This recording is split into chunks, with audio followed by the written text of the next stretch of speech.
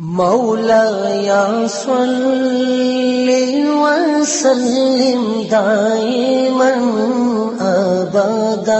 عید کی نماز کا طریقہ حنفی فقہ کے مطابق،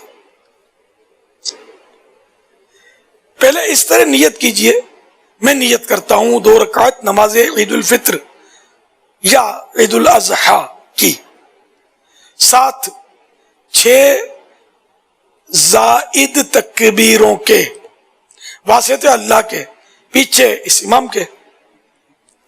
پھر کانوں تک ہاتھ اٹھائیے اور اللہ اکبر کہہ کر حسب معمول ناف کے نیچے باندھ لیجئے اور ثنا پڑھیے۔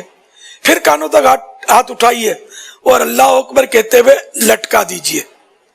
پھر ہاتھ کانوں تک اٹھائیے اور اللہ اکبر کہہ کر لٹکا دیجئے۔ پھر کانوں تک ہاتھ اٹھائیے اور اللہ اکبر کہہ کر باندھ لیجئے۔ یعنی پہلی تکبیر کے بعد ہاتھ باندھیے، اس کے بعد دوسری اور تیسری تکبیر میں لٹکائیے اور چوتھی میں ہاتھ باندھ لیجئے۔ اس کو یوں یاد رکھیے کہ جہاں قیام میں یعنی کھڑے تکبیر کے بعد کچھ پڑھنا ہے وہاں ہاتھ باندھنے ہیں، اور جہاں نہیں پڑھنا وہاں ہاتھ لٹکانے ہیں۔ پھر امام تعوذ اور تسمیہ یعنی اعوذ اور بسم اللہ آہستہ پڑھ کر الحمد شریف اور سورہ جہر یعنی بلند آواز کے ساتھ پڑھے، پھر رکوع کرے۔ پھر دوسری رکعت میں پہلے الحمد شریف اور سورہ جہر کے ساتھ یعنی بلند آواز کے ساتھ پڑھے، پھر 3 بار کان تک ہاتھ اٹھا کر اللہ اکبر کہے۔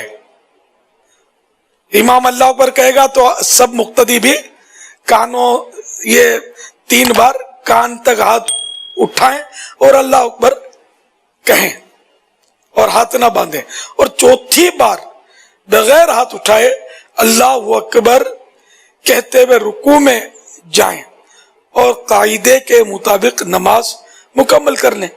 ہر 2 تکبیروں کے درمیان 3 بار سبحان اللہ کہنے کی مقدار چپ کھڑا رہنا ہے۔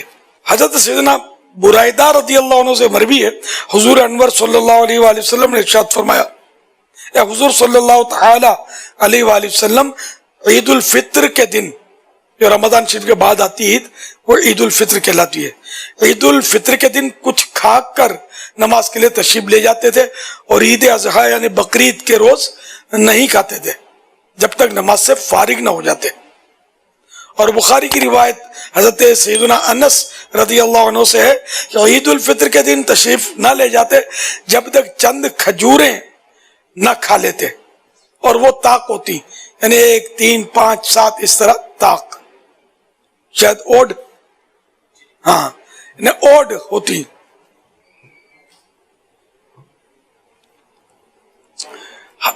حضرت سیدنا ابو ہریرہ رضی اللہ عنہ سے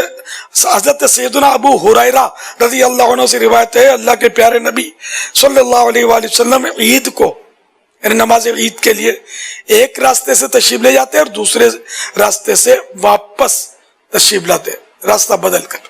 پہلی رکعت میں امام کے تکبیریں کہنے کے بعد مقتدی شامل ہوا تو اسی وقت تکبیر تحریمہ کے علاوہ مزید 3 تکبیریں کہہ لے، اگرچہ امام نے قراءت شروع کر دی ہو، اور 3 ہی کہے اگرچہ امام نے 3 سے زیادہ کہی ہوں، اور اگر اس نے تکبیریں نہ کہیں کہ امام رکوع میں چلا گیا تو کھڑے کھڑے نہ کہے بلکہ ہم امام کے ساتھ رکوع میں جائے اور رکوع میں تکبیریں کہہ لے، اور اگر امام کو رکوع میں پایا اور غالب گمان ہے کہ تکبیریں کہہ کر امام کو رکوع میں پا لے گا تو کھڑے کھڑے تکبیریں کہے پھر رکوع میں جائے، ورنہ اللہ اکبر کہہ کر رکوع میں جائے اور رکوع میں تکبیریں کہے۔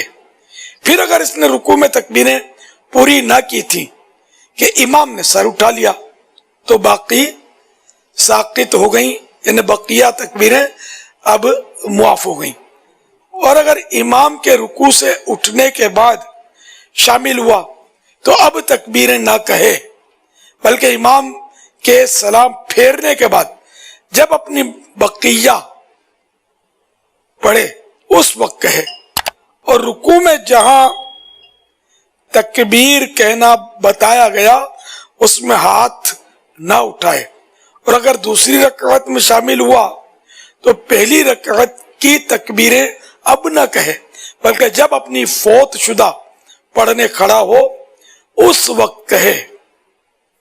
دوسری رکعت کی تکبیریں اگر امام کے ساتھ پا جائے فبہا، یعنی تو بہتر، ورنہ اس میں بھی وہی تفصیل ہے جو پہلی رکعت کے بارے میں مذکور ہوئی۔ اچھا، اب عید کی جماعت کسی کو نہ ملی تو کیا کرے؟ امام نے نماز پڑھ لی اور کوئی شخص باقی رہ گیا، خواہ وہ شامل ہی نہ ہوا تھا یا شامل تو ہوا مگر اس کی نماز ٹوٹ گئی، تو اگر دوسری جگہ مل جائے عید کی نماز تو پڑھ لے، ورنہ بغیر جماعت کے نہیں پڑھ سکتا۔ ہاں، بہتر یہ کہ یہ شخص 4 رکعت چاشت کی نماز پڑھے۔ اچھا، عید کے خطبے کے احکام۔ نماز کے بعد امام 2 خطبے پڑھے، اور خطبہ جمعہ میں جو چیزیں سنت ہیں اس میں بھی سنت ہیں، اور جو وہاں مکروہ یہاں بھی مکروہ۔ صرف 2 باتوں میں فرق ہے، ایک یہ کہ جمعہ کے پہلے خطبے سے پیشتر، یعنی پہلے خطبے سے پہلے خطیب کا بیٹھنا سنت تھا، اور اس میں یعنی عید کے خطبے میں نہ بیٹھنا سنت ہے۔ دوسرے یہ کہ اس میں پہلے خطبے سے قبل 9 بار اور دوسرے کے پہلے 7 بار اور ممبر سے اترنے کے پہلے 14 بار اللہ اکبر کہنا سنت ہے، اور جمعہ میں نہیں۔ تو یہ تو خطیب کے لیے تکبیریں کہنا، عام لوگوں کے لیے نہیں ہے۔ صلو علی الحبیب صلی اللہ علی محمد۔ تو یہ یاد رہے کہ جمعہ کا خطبہ ہو یا عید کا خطبہ ہو یا نکاح کا خطبہ ہو، یہ سب کا سننا فرض ہے۔ باتیں کرنا حرام اور جہنم میں لے جانے والا کام ہے، یہاں تک کہ خطبے کے دوران چلنا بھی نہیں ہے، ادھر ادھر منہ پھرا کے دیکھنا بھی گناہ ہے، چاہے عید کا خطبہ ہو، چاہے نکاح کا خطبہ ہو، چاہے جمعے کا خطبہ ہو۔ نکاح کے خطبے میں شاید لوگوں کو ادھر ادھر حساب کتاب بہت ہوتا ہوگا، اور سب اب تک جس نے بھی کیا ہے یہ توبہ کریں، کان لگا کر سننا ہے۔ آواز نہیں بھی سمجھ آ رہی، عربی خطبہ بھلے نہیں سمجھ آ رہا، سر جھکا کے بیٹھے رہیں اور سنیں، ورنہ گناہ گار ہوں گے۔ ادھر ادھر دیکھیں گے، بات چیت کریں گے، کسی کو بلائیں گے، کسی کو جگہ دیں گے، کچھ بھی حرکت نہیں کرنی ہے، خطبہ سننا ہے، چاہے نکاح کا ہو۔ بقرعید میں بھی لوگوں کو خطبے میں جلدی ہوتی ہے، بھاگم بھاگ کر رہے ہوتے ہیں، نہیں، سننا ہے۔